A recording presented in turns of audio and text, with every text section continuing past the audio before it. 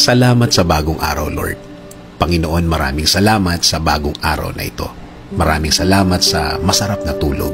Maraming salamat sa masarap na pahinga. Alam ko po, Panginoon, na ako'y binantayan ninyo at inalagaan ng buong magdamag. Haharapin ko po, Lord, ang araw na ito na puno ng pag-asa sa aking puso't isipan, sa aking buong pagkatao, sa aking buong araw ngayon. Alam ko po, Lord, na hindi mo ako iiwan ngayong araw na ito at patuloy niyo akong sasamahan at bibigyan ng guidance. Maraming salamat dahil ginising mo ako ngayong umagang ito at alam kong ang araw na ito ay magiging blessed dahil andyan ka, Lord. Punuin niyo po, Lord, ng kasiyahan o joy ang aking puso. Ipaalala niyo po sa akin kung gaano ako ka-blessed sa araw na ito.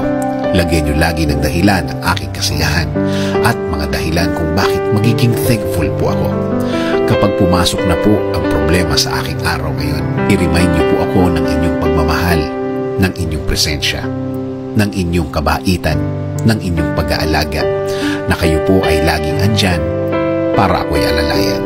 Kapag ako ay nanghihina, ipaalala niyo po sa akin na lagi po kayong andyan para ako'y tulungan, para ako'y alalayan, para ako'y alisin sa isang problemadong sitwasyon.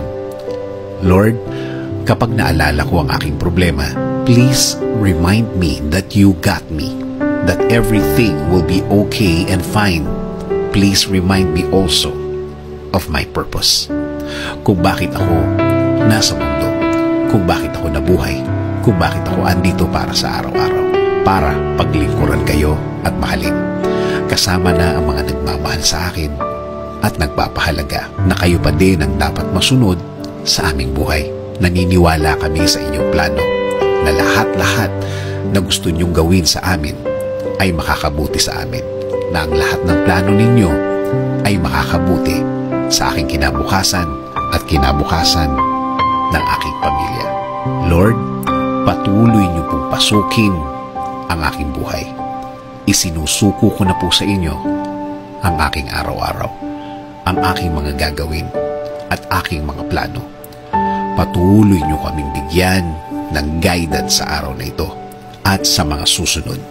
Alam ko po, Lord, na ang araw na ito ay mas mabuti, mas maganda, mas produktibo kesa kahapon. Dahil ang lahat ay magbabago kapag kasama ka namin, Lord. In Jesus' name we pray. Amen.